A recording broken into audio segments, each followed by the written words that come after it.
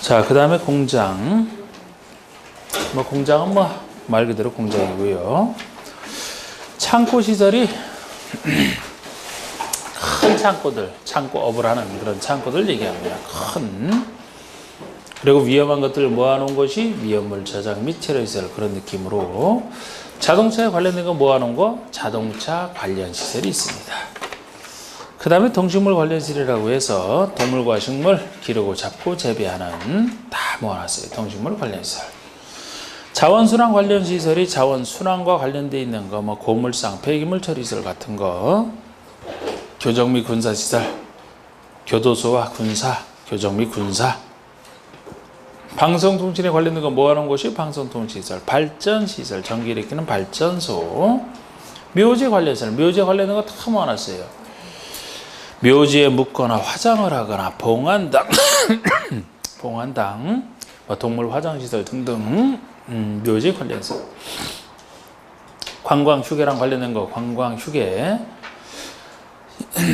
야외 음악당, 야외 극장, 야외자 들어가는 거, 자동차 극장 같은 거 다 관광용입니다. 휴게소 이런 거. 그 다음에 장례시설, 장례식장과 동물 전용 장례식장을 합쳐서 장례시설이라고 하고, 이게 야영장 나오잖아요. 야영장 29번에. 야영장 시설에서 관리동 화장실, 그 건물 면적이 300 미만인 거. 건물 면적이 300 미만해도 꽤 큽니다. 300까지는. 300 이상이면 아까 수련설이 됐고요. 야영장 시설이 별도로 있어요. 이렇게 29가지입니다. 그 다음에 9개 시설군이 나오고 있어요. 9개 시설군. 자, 요거는 이름도 이름이지만 정확하게 순서를 아셔야 돼요. 위험성이 높은 것에서부터 낮은 순서대로 되어 있기 때문에 이건 외울 수밖에 없죠. 자동차 관련 시설군의 자, 산업 등의 산, 전기통신의 전, 문화집회의 문, 영업시설군의 영업 두 글자, 교육 및 복제, 교육 두 글자, 근린생활시설군의 근린, 주거 업무의 주거. 그 밖의 시설군에서 그 밖의 이렇게 셋을 써야 돼요. 그래서 두음자를 만들어 본 결과 9개 시설군이 자산, 전문, 영업, 교육, 근린, 주거, 그 밖의 이렇게 외우시고, 항상 거의 해마다 나오기 때문에 이거는 거의 쓰고, 이 정도 노란색으로 된 거 쓰고 시작을 하셔야 돼요. 자, 영업에 대한 교육인데 무엇을 전문적으로 다루는 영업에 대한 교육이냐? 자산 전문인 영업교육, 부동산 자산을 전문적으로 다루는 영업에 대한 교육이니까 다 공인중개사 교육이죠. 이것은 옆에 있는 집, 근린주거, 옆집, 밖에서. 야외 교육, 자산 전문인 영업교육은 근린주거, 밖에서. 이렇게 한 데서, 이렇게 한 상태에서 교복, 교육과 복지, 주거 업무, 요거까지만 추가를 따로 해두세요. 요거는 교복 만드는 것이 주업이다. 이렇게 해서 붙이는 거죠. 교복, 주업. 이렇게 하고 여기에 요 정도 해두시고, 여기에 뭐가 속하는지는 느낌 잡아서 이름대로 가서 보시되, 헷갈리신 것 위주로 몇 가지만 이런 식으로 하시면 돼요. 다 외울 수는 없어요. 그래. 자, 일단 이것이 자동차 관련 시설군이고, 이름이 요거는 산업 등에서 따온 얘기고, 전기통신을 얘기합니다. 문화집회를 얘기해요. 다른 거 쓸 것도 없고. 여기에 속한다, 자동차 관련해서 하나만 속해 있습니다. 당연하죠. 그 다음에 산업 등에 속하는 것이 제일 많아서 제가 요것까지 두음자를 따드렸던 게 있어요. 산업 등에 속하는 거, 두음자 따던 것이 운, 창, 공, 위, 자, 묘, 장,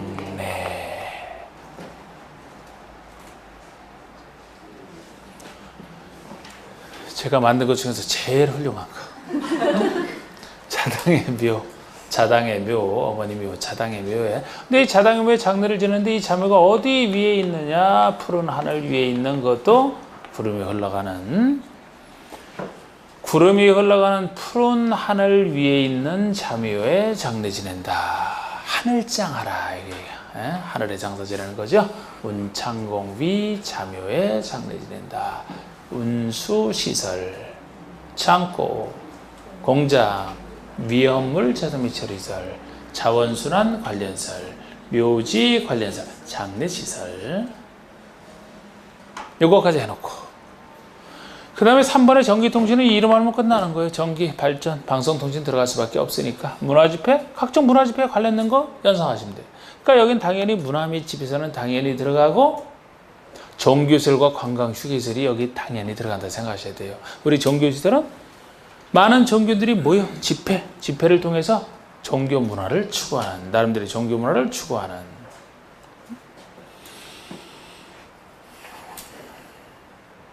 관광휴게시설, 관광지에 많은 관광객들이 모이는 걸 전제로 해서 나름대로 관광 문화를 추구하는. 그래서 종교나 관광객들이 전체적 문화는 아니지만 비슷하기 때문에 같이 모아놓은 거예요, 이렇게. 그런데 제가 여기 따로 주의하실 게 위락시설, 그리고 영업시설에 속하는 숙박시설, 이런 거 좀 따로 좀 주의를 하셔야 되지. 예전에 9개 시설군 전에 6개 시설군 있을 때는 이 위락시설 숙박들이 통제를 제일 많이 받는 위험한 시설이가 제일 위에 있었어, 제일 위에. 이렇게 바뀌면서 바뀐 겁니다. 지금은 노는 문화, 위락 문화, 아까 관광 문화, 종교 문화, 노는 문화, 위락 문화, 숙박 영업한다. 노는 문화, 숙박을 통해서 영업한다. 이거 좀 주의하시고. 그럼 영업시설에 속하는 것이 대표적인 게 판매시설이에요. 판매시설. 아니, 판매가 영업에 들어가 있죠. 어디 들어가 있습니까? 운동시설, 우리 헬스장 영업하는 거, 헬스장 이것도 영업에 들어가 있는데 워낙겠어요. 그게 교육복지겠어요. 영업에 들어가 있지. 특히 숙박 영업. 또 하나 주의하실 게 다중생활시설. 우리 다중생활시설도 이게 이종 근생에 속하는 다중생활시설을 얘기합니다. 우리 근생에 속하는 게 당연히 1, 2종 근생에 들어갈 수밖에 없는 건데, 근생 중에서 유일하게 다중생활시설만 2단계 위인 영업시설로 바뀌었던 거예요. 요게 작으면 2종, 규모가 크면은 원래 숙박시설이잖아. 그러니까 다중생활은 작더라도 영업에 속한다는 거예요. 작더라도. 이게 옛날에 고시원에서 문제 많이 생길 때 고시원 통제를 강화하면서 그때 이렇게 2단계 위로 올라온 거라고. 그때 이렇게 바뀌어서 그래. 그래서 이것도 좀 주의하시고, 다른 건 뭐 이제 다 이름대로 보시면 돼요. 교육 및 복지요? 그럼 교육에 관련된 거, 복지에 관련된 거 다 생각하시면 되지. 우리 교육에 관련된 것이 교육 연구시설 당연히 여기 들어가 있고, 교육연구시설 들어가 있고, 두 번째, 그리고 그 밑에 있는 수련시설과 야영장도 청소년 교육과 관련되어 있는 거예요. 수련, 청소년 교육과 관련되어 있고, 야영장도 작은 게 야영장, 크면은 이게 애초에 수련시설에 들어가서 아까처럼 이것도 캠핑장 좀 싸게 이용하라고 청소년들이 청소년 교육과 관련되어 있다. 그러면 복지랑 관련된 것으로 들어간 것이 의료시설과 노유자 시설이죠. 노유자는 당연히 복지고, 의료도 그래요, 의료도. 우리나라 복지 차원에서 접근한 거예요. 아예 돈 없는 사람은 그냥 무료로 치료받습니다. 무료로. 네, 이거 복지랑 관련돼 있어요. 그리고 근생 1, 2종 근생 당연히 들어가고, 주거 업무 시설군에 주거로서 주거와 업무 합쳐놓은 것이라 주거시설로서 단독과 공동, 업무시설로서 업무시설과 교정 및 군사도 공공 업무랑 비슷한 시설이죠. 여기 들어가 있는 겁니다. 그 다음에 제일 위험성이 없는 그 밖의 시설군 속에 동식물 관련시설이 들어가 있잖아. 동식물 관련시설이 그 밖의 시설군에 들어간다. 지구 환경에서 사람이 제일 위험해요. 사람이 제일 위험해. 지구 환경에서 동식물이 제일 위험성이 없는 그 밖의 시설군에 들어간다. 뭐 동식물 위험한 거 한번 보셨나요? 못 봤죠? 한 번도. 호랑이 무섭다래도 사람 때문에 지금 있지도 않고 우리나라에. 있다 해도 사람이 사람 죽이는 게 훨씬 많아. 제일 위험성 없는. 자, 요걸 해놔야 이제 허가 신고가 가능합니다. 우리 용도변경 사회에서 많이 이루어져요. 만약에 어떤 시설관에 속하는 용도를 그보다 상위 시설관에 속하는 용도로 바꾼다. 아래에서 위로 올라간다. 허가예요, 신고예요? 이게 허가지. 왜? 위험성이 증가되잖아. 허가. 만약에 위에서 아래로 내려오면 신고. 위험성이 감소되니까 이게 이걸 통해서 허가 신고하는 거예요. 이걸 통해서 허가 신고는 누구에게 하나요? 건축법에서는 다 시장에서 구청장, 시장에서 구청장. 응? 만약에 같은 시설군 내에서 움직인다. 운수시설에서 공장으로 바뀐다라고 가정을 해봐요. 그럼 위아래로 움직이는 게 아니죠? 같은 시설군 내에서 같은 산업 등에 속하는 거야. 위아래로 움직일 때가 허가 신고입니다. 같은 시설군에서 움직인다 그러면은 건축물 대장 기재사항 변경 신청을 하나 그래야 돼요. 자, 우리 건축물 대장에는 건축물의 주용도가 표시되어 있는데 지금 주용도가 바뀌는 거 아닙니까? 근데 허가 신고를 통해서 만약에 한다면 허가 신고는 시장허수 구청장이 다루기 때문에 시장허수 구청장이 어떻게 바뀌는지 알게 돼요. 이걸 통해서 알게 되기 때문에 본인이 대장을 바꿔주면 되는데 허가 신고가 아니다 보니까 같은 시설군 내라면은 대장을 바꾸고 싶어도 알아야 바꾸지. 알려달라 그 표현이에요. 그냥 대장 그렇게 바꿔달라 신청만 해야 됩니다. 근데 이것도 필요 없는 경우가 있어요.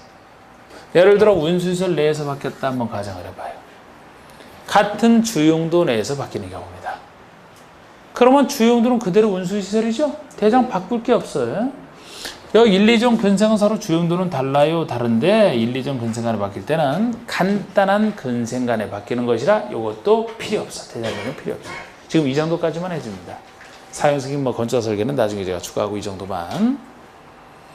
그러니까 이거를 구체적으로 쓸 때는 하나하나의 소용도가 어느 주용도에 속하고 여기 어느 시설군에 속한지를 알아야 이제 할 수 있는 건데 사실 요거 써놓은 것만 해도 훌륭하고 요 이름만 해도 웬만한 건 또 맞춰요. 자, 혹시 뭐로 바꿔볼까요? 어떤 것을 인수해서 장사 안 되는 걸 인수해서 뭐로 한번 바꾸고 싶다. 한번 아무거나 얘기해봐요. 평상시에 생각하고 있던 게 있다라면. 응?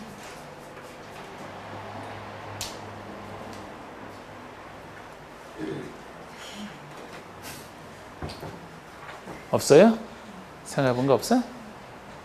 자, 식당을 하나 인수해서 식당을 일반 입점으로 인수했어요. 일반 입점을 뭐로 한번 바꾸고 싶어요? 되겠지. 좋아. 자, 대게집을 차립시다. 대게집을 차려요. 그냥 하세요. 그냥 하면 돼. 아니, 일반 입점도 2종인데 대게집도 2종이거든. 일반 입점이거든, 그게. 대게. 개만 파는 게 아니죠. 거기다 술까지 팔 수 있죠? 네. 똑같은 일반 입점이야. 그냥 하면 돼. 어디에도 안 속하잖아. 농담이 아니고 그냥 하는 거야. 네. 좀 큰 거 좀 다른 걸로 한번 차려볼까요? 일반 입점을? 네? 꽃게집 그러지 말고 이번엔 또.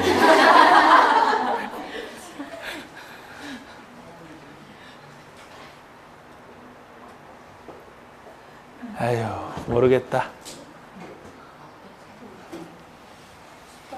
에? 숙박. 너무 쉬운데, 이거?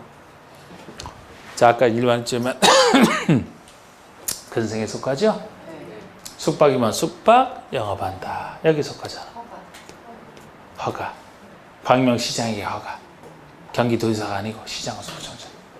이런 식으로 하는 거거든요, 이런 식으로.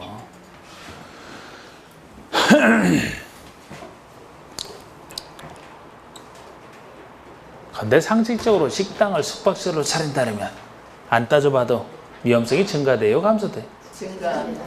허가겠죠? 네. 자, 방가로 4번, 1번. 사용 승인을 받은 건축물의, 그러니까 사용 승인 받고 이제 쓰는 보통 건축물의 용도를 변경하려는 자는 시장의수 구청장에 허가 또는 신고. 기업번의 허가 대상이 하위 시설군에서 상위 시설군으로 바뀌는. 네번의 신고를 하면 상위 시설군에서 하위 시설군으로 바꾸는. 동그라미 2번이 같은 시설군 안에서 바뀔 때잖아요. 같은 시설군 안에서 용도를 변경하려는 자는 시장의수 구청장에게 건축물 대장 기재 내용 변경을 신청하라. 대장 변경 신청을 얘기합니다. 다만 영으로 전환 건축물 상호간의 용도 변경 다음에 그러하지 아니하다 변경점 필요 없다. 이것이 기억 니은 별표의 같은 호 이게 같은 주용도 내에서 바뀔 때거든요. 같은 주용도 내에서 한 니은번에 1, 2종 근생 간에 바뀌는 거. 이때는 대장 변경 신청도 필요 없다. 요 얘기까지 말씀드린 거예요. 네, 넘겨보세요. 그러면 이제 대상 지역이 나옵니다. 대상 지역 3번에 모든 규정이 다 적용되는 전면적, 그렇지 않은 일부만 적용되는 일부. 그런데 여기서도 저번처럼 전면적이 어디냐 하는 것 정도만 지금 알아두시고 지나갈 겁니다. 건축법은 모든 규정이 다 적용되는 전면적 적용되는 지역은 사람이 많이 사는 곳이라고 했어요. 많이 사는 곳일수록 건축법에 관련된 통제 규정은 다 적용해서 안전성을 추구해야 되기 때문에 그래서 1번에 도관농자 중에서는 도시지역이 되는 겁니다. 사람이 많이 사는 도시지역. 관농자라 하더라도 지구단위기획 구역도 들어가요. 지구단위기획 구역이 지정되면 개발화되니까. 그러니까 도시와 비도시의 지구단위기획 구역 두 군데가 일단 법에서는 정하고 있습니다. 영에서는 추가적으로 기타 지역 중에서 동읍지역까지 들고 있어요. 이거는 행정구역상 동읍이지. 동읍에 속하지 않아도 도시지역 등이면 전면적이고 그렇지 않다 하더라도 동읍지역. 행정구역상 동이면 시 밑에 있는 게 동이고 읍이라면은 군 밑에 있는 일정 인구 이상이 되는 게 읍 아닙니까? 그러니까 읍 이상해라 이렇게 보시면 돼요. 동읍 이상. 괄호 속에 동읍에 속하는 섬이 있다. 섬은 독자적으로 커야 됩니다. 아무리 동읍에 속해 있어도 인구 500인 이상일 때 하나인다. 이 말은 붙어 있어요. 인구 500인 이상의 섬은 꽤 큰 섬입니다. 됐어요. 됐고 넘겨보세요. 그러면 이제 302쪽에 건축 절차가 나옵니다. 자, 우리 건축할 때는 일단 건축 절차, 건축 흐름부터 잡으셔야 돼. 건축 흐름부터. 네, 건축은 어떤 식으로 진행하는지 흐름부터 잡으셔야 되는데, 자, 건축 절차 자연스럽게 흐름을 생각을 해보시면, 자, 먼저 땅을 확보할 거 아닙니까? 건물 지을 땅을 확보해요. 대지 소유권을 확보하고 나서 그 다음에 생각하는 것이 건축 허가가 나오죠. 건축하시는 권리 취득. 원칙은 건축할 때는 대수선도 마찬가지예요. 대수선만 별도지. 건축과 대수선할 때는 허가를 받아 하는 게 원칙입니다. 근데 예외적으로 가벼운 건축이나 대수선에 대해서는 신고만으로 간단한 게 있어요. 그래서 건축할 때는 원칙이 허가이기 때문에 신고 대상이 무엇인지를 정확히 알아두시고 그렇지 않은 게 허가다 보시면 됩니다. 근데 요 전에 사전 결정이 나올 수는 있어요. 요 사전 결정 제도는 이제 건축법에 있는 제도인데 건축 허가 신청할 사람이 건축 허가 신청하기 전에 미리 물어보는 게 사전 결정이에요. 건축하고자 하는 건축이 법적으로 되는지를 먼저 물어보고 싶다. 요거를 신청하면 됩니다. 요거 신청하지 않고 요거를 따로 해도 상관없고. 근데 요거 했을 때는 이제 만약에 법적으로 안 된다 그러면 뭐 설계비까지 다 들었는데 손해잖아, 그죠? 요걸 통해서 해도 되지만 그 전에 요걸 받아서 할 수도 있어요. 신고는 요건 필요 없죠. 가벼운 신고, 항상 신고는 신고 요건에 적합하게 신고만 하면 수리만 되면 되거든요. 따질 필요가 없어요. 그래서 허가 신청하기 전에 이게 나오는 것이고, 건축 허가나 신고를 통해서 건축허가 권리를 취득했다라면 이제 공사 들어갈 수 있는데 공사 들어가기 전에 미리 착공 신고를 하고 착공을 합니다. 착공 신고를 하고 착공을 해요. 그러면 이제 시공자가 시공을 하고 감리자가 감리를 해서 건물이 완공이 됐다 그러면은 쓰기 전에 사용 승인 받고 쓰는 거 아주 이 흐름이 될 수밖에 없잖아요. 건축법 다음에 나오는 주택법은 건축에 대한 특별법이에요. 주택을 대규모로 지을 때 적용이 되거든요. 사전 결정 하나 빼놓고 나머지는 다 똑같아. 다 똑같습니다. 용어가 약간 다를 뿐이지 원리는 똑같으니까 주택법에서 이건 건축법 얘기예요. 그리고 이 건축 절차랑 관련된 행정청을 정리하느라면 여기랑 관련된 행정청이라면 이 건축 허가권자가 다 관련돼 있다 보시면 돼요. 건축 허가권자가 절차랑 관련된 행정청이라면 건축 허가에도 관련돼 있고 사전 결정에도 착공 신고도 감리자 예외적 지정에도 그리고 사용 승인에도 다 관련돼 있어. 행정청이라면. 사전 결정으로 이 사람이 내줍니다. 이것도 이 사람이 내주고 착공 신고 이 사람에게 하는 거예요. 사용 승인 이 사람에게 신청하면 이 사람이 내주는 겁니다. 시공감리자는 건축주가 지정을 하죠. 건축주가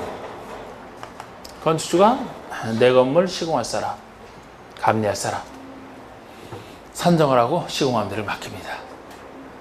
그런데 감리자를 건축주가 지정하는 게 원칙이지만 예외적으로 허가권자가 지정하는 게 예외적 표현이에요. 예외적 표현인데 행정처가 그러면 다 허가권자가 등장한다는 거예요. 그럼 이 허가권자가 누구냐? 원칙은 당연히 알고 있죠. 개별 건축물이니까 우리 건축법에서는 자치시, 자치도는 당연히 그 사람이 하고 보통이라면 시장, 군수, 구청장이 하죠. 자치시, 자치도지사, 시장, 군수, 구청장이 됩니다.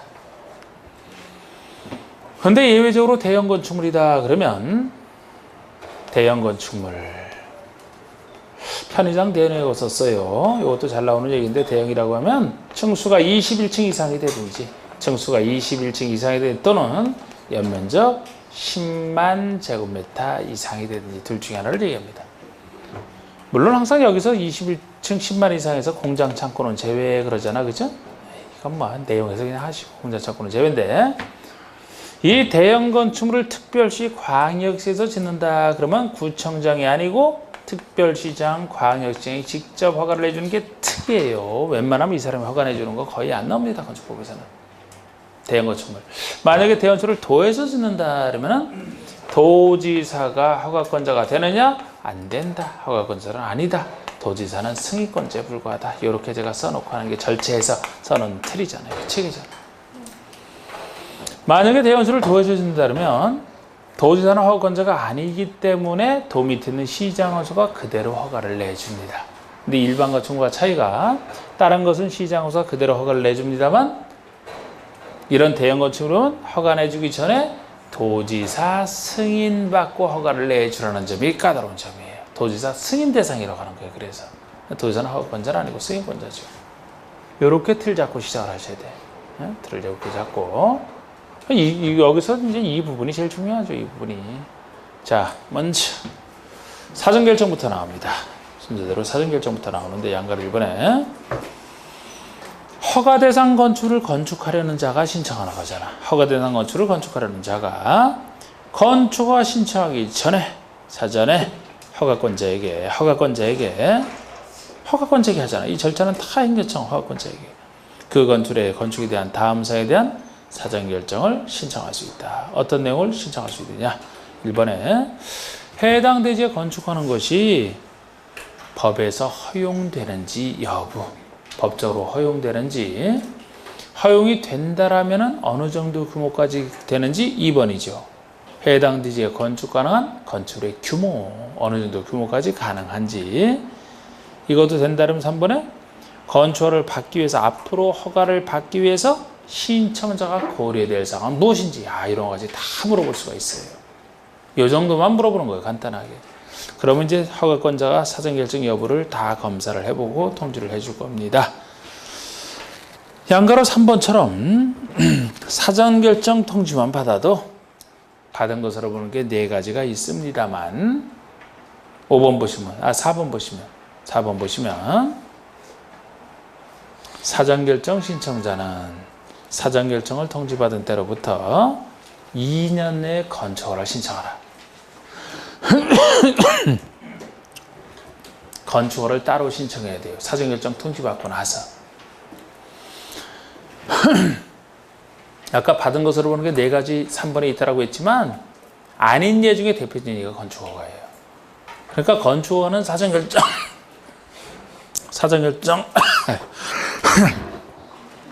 이게 또 첫 시간 좀 괜찮다니만 더 이렇게 하여튼 강의 안 하면서 한 며칠만 지나면 완전히 싹 떨어질 것 같은데 강의 안 하면서 며칠만 지나면 안 하면서 자꾸 쓰니까 목을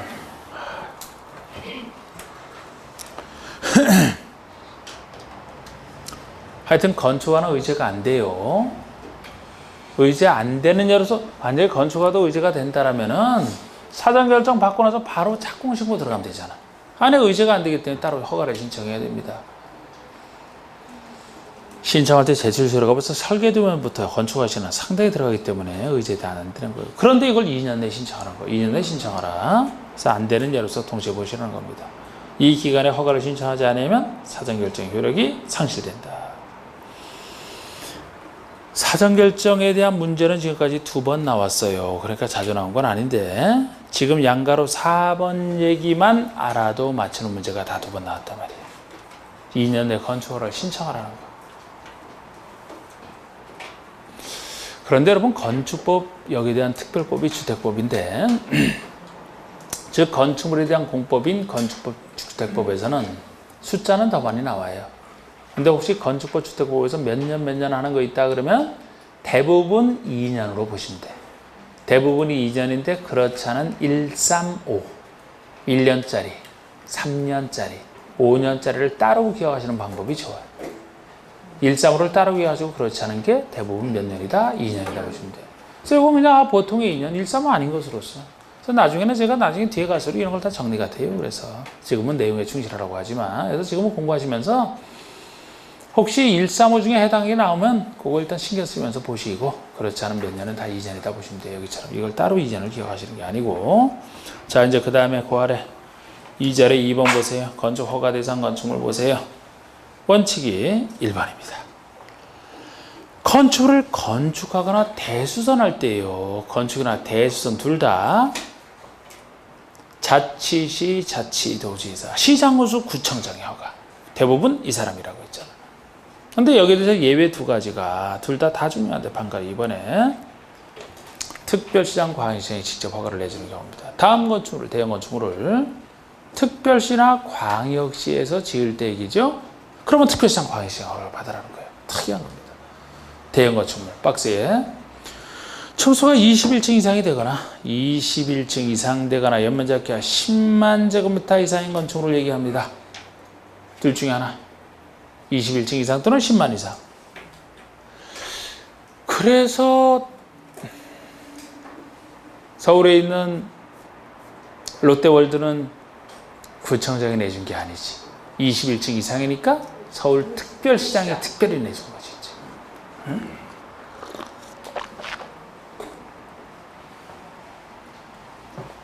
그런데 가로수 얘기는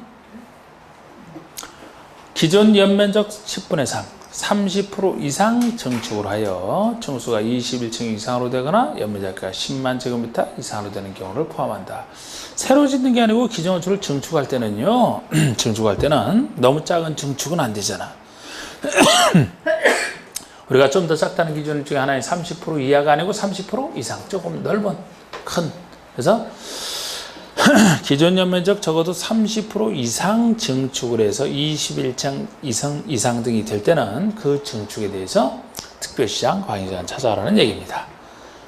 다만 다음의 것은 제외되는 것이 공장, 창고가 대표적이에요. 그 아래 건축위원회 심의를 거친 것도 있지만 공장, 창고가 대표적이에요.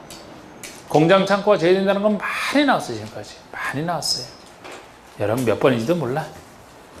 그런데 우리 공장, 창고는 보통 넓다고 보는 거예요. 예를 들어 공장 넓고 창고도 넓기 때문에 10만 이상 된다 하더라도 예를 들어 놀랄 거 아니다.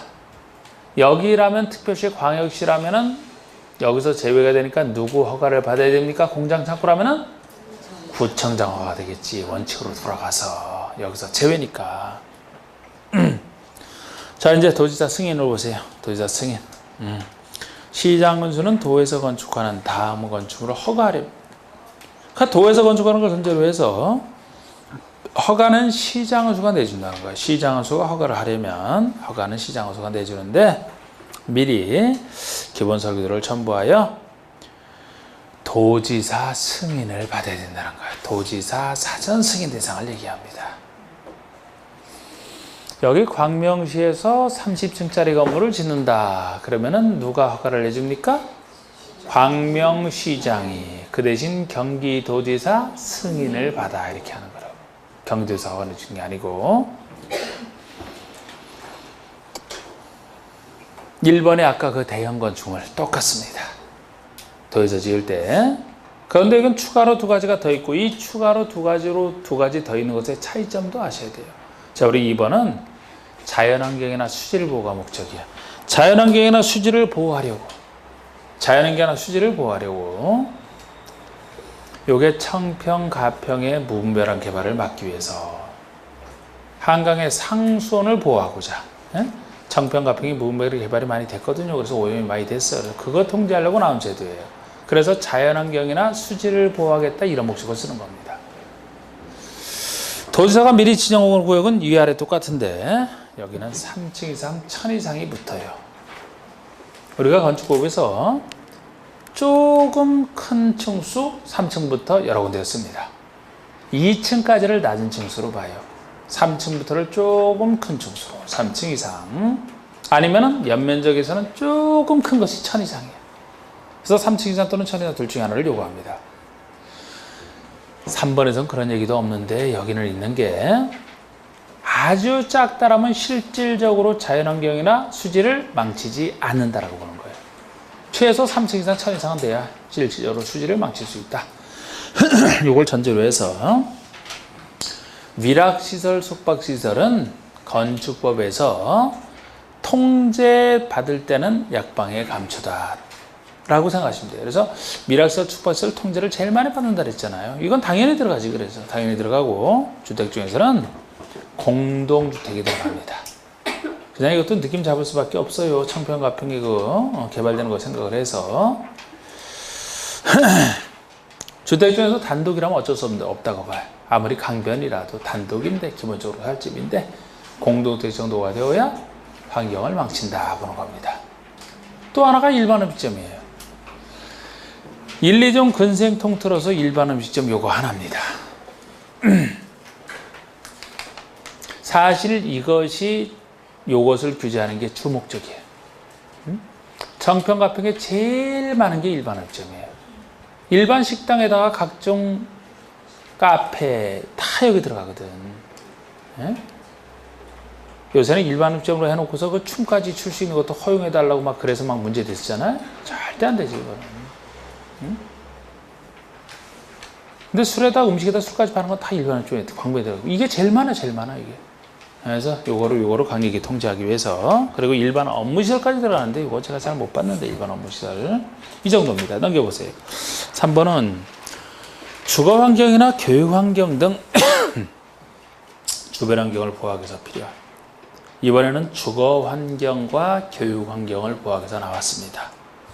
도지사가 지정 공부하는 구역은 똑같은데요. 위락시설, 숙박시설까지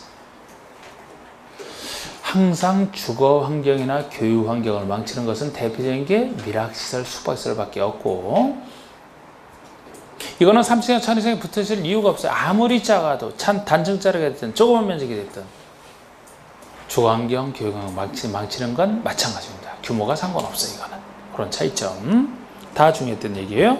신고 대상도 중요합니다. 작년에도 이거 나왔었죠. 신고 대상 3번에 신고 대상 판결 1번 보시면 이렇게 표현하고 있어요. 허가 대상 건축물이라 하더라도 다음에 어느 하나에 해당할 때는 미리 시장수구청장에게 신고를 하면 허가 받은 것으로 본다. 신고 대상을 이렇게 표현하고 있어요. 그러니까 신고하면 된다는 얘기 아닙니까? 근데 이게 내용이 참 많아 보여서 막 그래도 정리하셔야 돼. 이거 정리하셔야 됩니다. 자, 여기를 이렇게 예? 원칙이 건축과 대선할 때가 허가였기 때문에 간단한 신고도 둘로 나눠봐야 돼요. 둘로 나눠보셔야 됩니다. 건축과 대선에 있어서 무엇이 간단하고 무엇이 간단한지를 건축과 대선에 나눠보셔야 돼요. 건축이라면 더 많습니다만 그림으로 표현하면 100제곱미터 딱 100을 기준으로 해서 연면적 100제곱미터 이하의 건축물의 건축이다. 100이야. 100을 기준으로 해서 100 이하를 작은 신고대사라고 보는 거예요.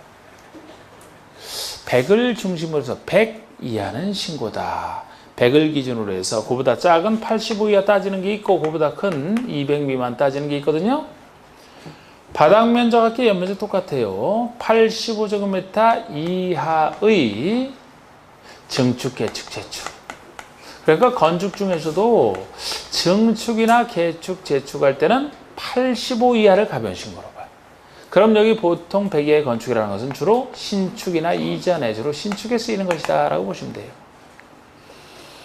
신축보다 못한 증축, 개축, 재축은 85 이하를, 신축은 100 이하를 신고 대상으로 본다. 어느 지역이든 상관없이 일단 요거부터 잡으시고, 약간 커질지라도 신고 대상으로 추가되는 것이 있는데 이것이 200제곱미터 미만이고 200 미만이고 층수가 3층 미만인 것을 얘기합니다. 아직 끝난 건 아니지만 일단 요거를 생각하셔야 돼요. 미만이에요. 미만이니까 기준을 포함하지 않죠. 200 미만이면 199제곱미터까지, 3층 미만이면 2층까지를 얘기하지. 199, 2층까지. 작은 것이니까 둘 다 갖춰야 돼요. 또는이 아니잖아. 둘 다 갖춰야 됩니다. 아직 끝난 게 아니라 여기에 해당된다 하더라도 요거보단 크잖아요. 여기에 해당된다 하더라도 어느 지역에서 지을 때가 신고냐. 사람 많이 사는 곳, 적게 사는 곳, 어느 곳에서 지을 때가 신고일까요? 적게 사는 곳이. 사람 많이 사는 곳 더 강화를 해야 된다니까, 앉아서 위해서. 아까 사람 적게 사는 곳, 보통의 비도시. 관농자. 보통의 관농자 지을 때 요걸 전제로 해서 신고가 되는 겁니다. 사람 많이 사는 도시라든지 아니면 관농자라 하더라도 지구 단위기의 구역이 지정되면 사람이 많아지죠? 네. 아까 제가 도시와 비도시의 지구 단위기의 구역이 사람 많이 사는 전면적이라고 했잖아. 등. 예를 들어 관농자라 하더라도 방제지구이거나 붕괴 위험지역처럼 위험한 곳이면은 등에 표현해놨죠. 여기서 제외된다는 것은 원칙으로 돌아가서 허가가 된다는 것이. 그러니까 특히 이걸 잘 보시라고, 이거를 특히. 200미만과 3층 미만의 건축물이냐 아니냐, 여기에 해당된다면은 여기서 짓는다 그러면 허가, 여기서 짓는 한가한 곳이 신고. 이것도 비슷해. 이거 더 있어, 이거 말고도. 근데 최소 이 정도는 아셔야 되고, 우리 대선도 원칙이 허가인데 어떤 가벼운 대선이 신고냐. 역시 이것처럼 양쪽에 쓰잖아요. 이렇게 200제곱미터 미만이고 3층 미만인 이런 건축물의 대수. 이런 건축물의 대수는 모든 대수선이 다 신고해요. 아니, 대선이 원칙이 허가인데 왜 우리 배웠던 모든 대선이 다 신고가 되느냐. 대상 건축물이 작기 때문에 여기에 포인트를 둔 거예요. 대선을 해야 될 건축물이 워낙 작기 때문에 여기에 포인트를 둬서 모든 대선이 신고가 되는 겁니다. 그러면 또 하나는 여기 아닌 걸 전제로 하지. 이런 말이 없어요. 여기는 없으니까 대선 중에서 우리 배웠던 대선, 아까 배웠던 수많은 대선 중에서 수선만 이렇게 보시면 돼요. 수선만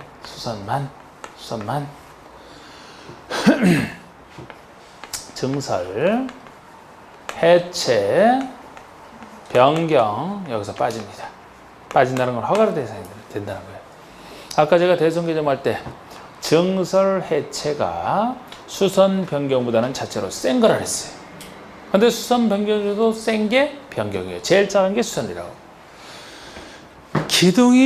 기둥이 있는데 수선한다면 이건 그대로인 상태에서 망가진 것만 고치는 게 수선이에요. 변경한다면 이걸 다른 기둥으로 교체되는 게 변경이란 말이에요. 이렇지 않더라도. 그래서 증설 해체가 이거보다는 더 세고, 둘 중에서는 이게 더 세고, 제일 작은 게 수선이에요. 제일 작은 게 수선입니다.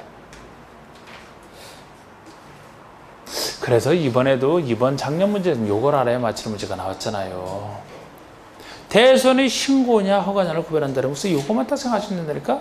대상 건축을 주어놔요. 주어진 걸 보고 200 미만이고 3층 미만에 속하느냐 아니냐를 보셔갖고 여기 속한다면 무조건 신고, 여기에 속하지 않는다면 무엇만? 수선만 신고.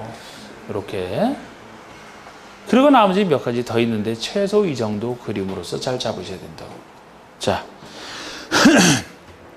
동그라미 1번이 바닥 면적의 85 이내의 증축, 개축, 재축을 얘기해요. 85 이내의 증축, 개축, 재축. 증축, 개축, 재축은 85 이하. 2번이 제가 주로 마신 이거. 2번이. 여기서 내기 좋잖아. 요새 일수록 관리, 농림, 자연환경 보전적 안에서 이렇게 비도시, 관농자를 전제로 해서 처음부터 도시금 파져 있잖아요. 연면적 200 미만이고 중수가 3층 미만인 건축의 건축을 얘기합니다. 다만 다음의 것은 제외. 관농자를 하더라도 제외. 지구 다니기의 구역. 그리고 방제지구 또는 붕괴 위험지역을 얘기하잖아요. 이런 건 너무 위험하니까 허가가 되겠죠.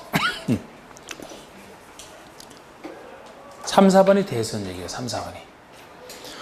3번은 연면적 200 미만이고 3층 미만인 건축물의 대수선. 200 미만, 3층 미만. 모든 대수선 다 들어갑니다.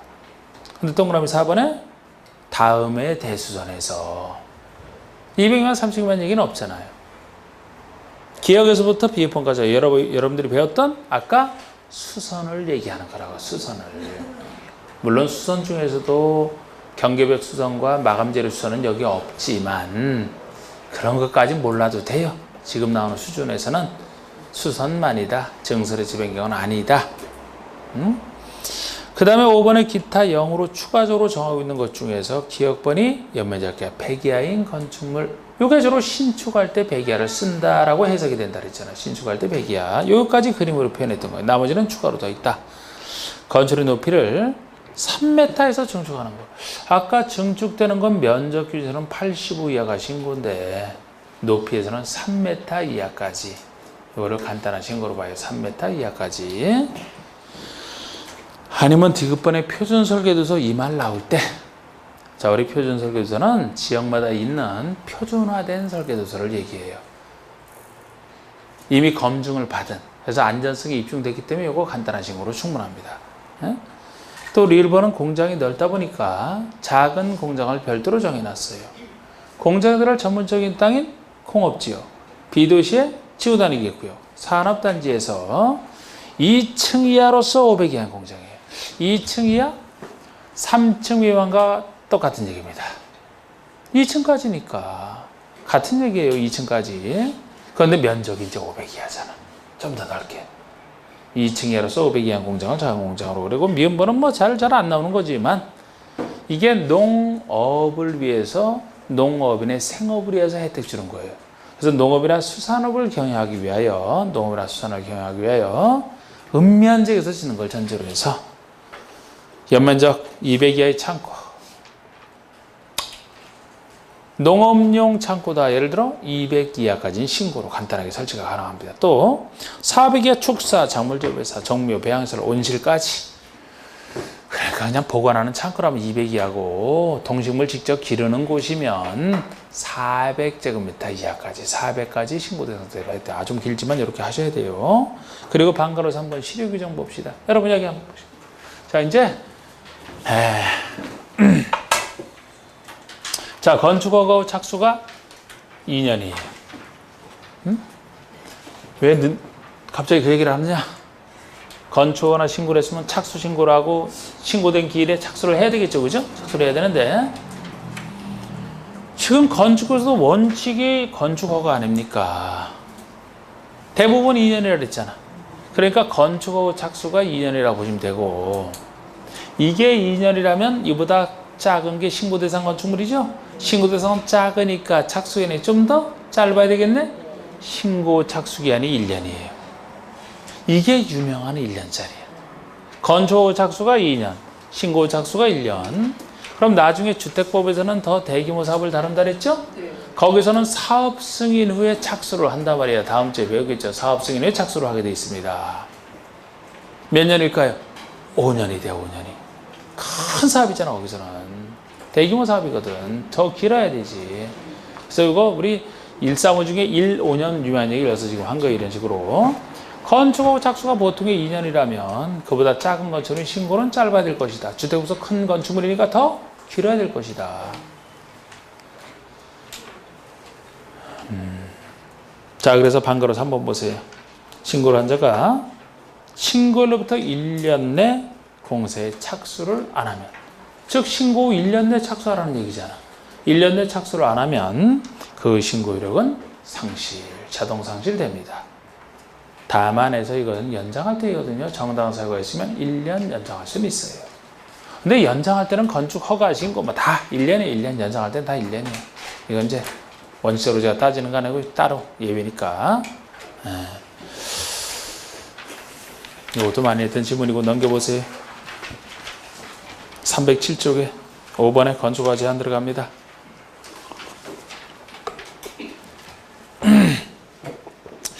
자, 건축허가 제한은 우리 건축법에서는 우리 전체 공법에서는 허가를 일정 기간 동안 안 내주는 허가 제한은 두 군데 나와요. 국계법상 개발행위 허가 제한 생각나시죠? 막 기관지기 막 가서 5년 했던 거 있잖아. 그리고 건축허가 제한 두 군데서 나와요. 이 건축허가 제한은 바로 윗사람이 아래 허가권자 허가를 몇 년 동안 내주지 마라 이렇게 제한한 걸 얘기하거든요. 그래서 국장과 시도자 둘만 있어요.